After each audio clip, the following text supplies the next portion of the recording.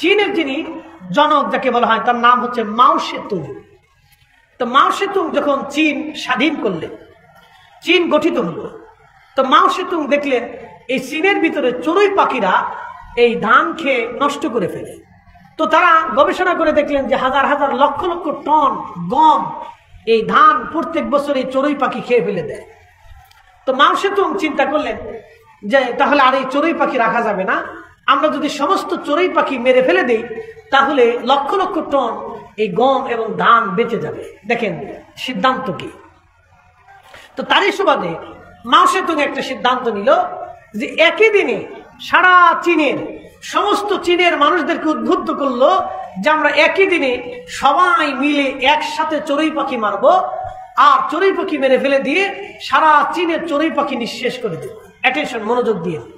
আপনি ইচ্ছা করলেই একটা জাতিকে, একটা গোষ্ঠীকে এইভাবে ধ্বংস করে দিতে পারেন না, এটা আল্লাহর সৃষ্টির আইনের বহির্ভূত। বুঝাইতেছি, মাও সেতুং এই একদিনের ঘোষণাতে সারা চীনের কোটি কোটি কোটি কোটি চড়ুই পাখি হত্যা করল। মহা উৎসবে, উৎসব দিয়ে তারা চড়ুই পাখি মেরে ফেলে দিল। একদিনে কোটি কোটি চড়ুই পাখি মেরে ফেলে দিল। আচ্ছা, চড়ুই পাখি শেষ। পরের বছরে বিপত্তি ঘটল। চড়ুই পাখি শেষ, পরের বছরে ধান লাগানো হলো, কিন্তু বিপত্তি হলো, ধান তো হলোই না, ধানে পোকা লাগলো। পোকা লেগে কোটি কোটি টন মন ধান একবারে নষ্ট হয়ে গেল। ধান নাই, এইভাবে পরের বছর আবার ধান লাগাইলো, আবার কোটি কোটি কোটি কোটি হেক্টর জমির ধান পোকা লেগে লেগে একেবারে শেষ হয়ে গেল। একসাথে বলবেন আল্লাহু আকবার। এটা আল্লাহর সৌন্দর্য যে চড়ুই পাখি থাকবে, তেলা পোকা থাকবে, ইঁদুর থাকবে, সাপ থাকবে, বিচ্ছু থাকবে, শিয়াল থাকবে, কুত্তা থাকবে, বিলাই থাকবে, বাঘ থাকবে, ভাল্লুক থাকবে, পাখি থাকবে। আপনার শক্তি আছে বিদা আপনি জঙ্গলে সব বাঘ মেরে ফেলবেন, এটা আল্লাহর আইনের বহির্ভূত। আপনার শক্তি আছে বিদা সমস্ত পাখি মেরে ফেলবেন, এটা আল্লাহর বহির্ভূত। আপনার শক্তি আছে বিদা সমস্ত কুত্তা মেরে ফেলবেন, এটা আল্লাহর আইন বহির্ভূত। আল্লাহ সৃষ্টি করেছে মানুষের জন্য। আপনার শক্তি আছে বিদা আপনি হিন্দু নিঃশেষ করবেন, এটা আল্লাহর আইন বহির্ভূত। শক্তি আছে বিদা ভারত যদি মনে করে আমি মুসলমান নিঃশেষ করে দেব, এটা আল্লাহর আইন বহির্ভূত। চেঙ্গিস খান চেয়েছিল 2 কোটি মুসলমান হত্যা করে পৃথিবী থেকে মুসলিম সাম্রাজ্য নিশ্চিহ্ন করতে। না, আজকে চেঙ্গিস নাই, কিন্তু মুসলমান এখনো আছে।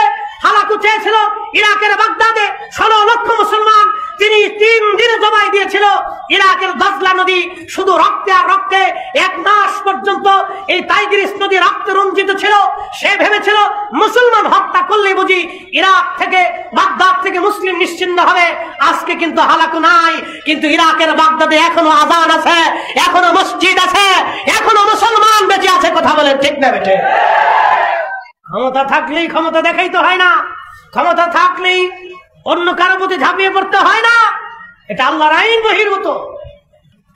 তো মাও সেতুং চীন সমস্ত চড়ুই পাখি একবারে নিঃশেষ করে দিল। চড়ুই পাখি আর নাই। ধান লাগাইলো, ধানে পোকা হলো। প্রথম বছরে ধান শেষ, দুর্ভিক্ষ শুরু হলো। পরের বছর ধান লাগালো, আবার পোকা হলো, ধান নাই, কোটি কোটি মন ধান নাই, আবার দুর্ভিক্ষ বেড়ে গেল। দুর্ভিক্ষে চীনে 1 কোটি মানুষ না খেয়ে মরে গেল। যে চীনকে আজকে আপনি বিশ্বের উচ্চ আসনে দেখতেছেন, বিরাট ধনী দেশ দেখে, সেই চীনে এক সময় 1 কোটি মানুষ শুধু না খেয়ে মরে গিয়েছিল একটা ভুল সিদ্ধান্তের জন্য, একটা ভুল সিদ্ধান্তের জন্য। পরে বিজ্ঞানীরা গবেষণা করে দেখলো চড়ুই পাখি হত্যা করা ছিল মাও সেতুং এর জীবনে সবচেয়ে বড় ভুল। কারণ এই চড়ুই পাখির দলেরা শুধু ধান খাইতো না, ধানের পোকা খেয়ে নিঃশেষ করে দিত। এই পোকা খাওয়ার কারণে ধানে পোকা লাগতো না, ওরা ধানও খাইতো, পোকাও খাইতো, উপকারও করতো। আবার কিছু ধানও ওরা খাইতো, কিছু বেতনও আপনার কাছ থেকে নিত, আবার আপনার উপকারও ওরা করে দিত। চড়ুই নিঃশেষ করার কারণে শেষ পর্যন্ত দেখা গেল ধান তো আর নাই, পোকা ধরে গেল, পোকার রাজত্ব এসে গেল, সারা ধান ক্ষেতগুলিতে পোকা আর পোকা, সে পোকা দমাইতে পারলো না। চড়ুইর কারণে তারা ওই পোকা নিঃশেষ করতো, চড়ুই পাখিরা পোকা খেয়ে খেয়ে খেয়ে খেয়ে ধান ক্ষেত পরিষ্কার করে রাখতো। এটা আল্লাহর সৃষ্টির এক পরিক্রমা। এই জন্য রব বলছে আলহামদুলিল্লাহি রব্বিল আলামিন, আমি রব, তাম সৃষ্টির রব। আমি একটা দিই আরেকটা, আরেকটা দিই আরেকটাকে আমি আল্লাহ লালন পালন করি, লালন পালন করি, লালন পালন করি। কুত্তা দিয়ে মানুষে, মানুষ দিয়ে কুত্তারে, বিলাই দিয়ে মানুষে, মানুষ দিয়ে বিলাই রে, গরু দিয়ে মানুষে, মানুষ দিয়ে গরুরে, মহিষ দিয়ে মানুষে, মানুষ দিয়ে মহিষে, গাধা দিয়ে মানুষে, মানুষ দিয়ে গাধারে। আমি আল্লাহ রাব্বুল আলামিন রব। এইরকম সৃষ্টির পরিক্রমা, একটা দিয়ে আরেকটা, আরেকটা দিয়ে আরেকটা, আরেকটা দিয়ে আরেকটা। আমি আল্লাহ রাব্বুল আলামিন সৃষ্টিকে এইভাবে সুন্দর করে চক্রাকারে সাজিয়েছি। এটা আমার আল্লাহর সৃষ্টি। তোমরা আমরা আল্লাহর আইন বাহির কইরা, আল্লাহর আইনের বাহির আইসা তোমরা নিজস্ব মতো চালায় দিয়া তোমরা অন্য কোনো গোষ্ঠী, ব্যক্তি, কোনো পশু পাখি তোমরা অন্যায় করবে না, তাদেরকে হত্যা করবে না, কষ্ট দিবে না, ব্যথা দিবে না। একসাথে বলা যাবে না আল্লাহু আকবার।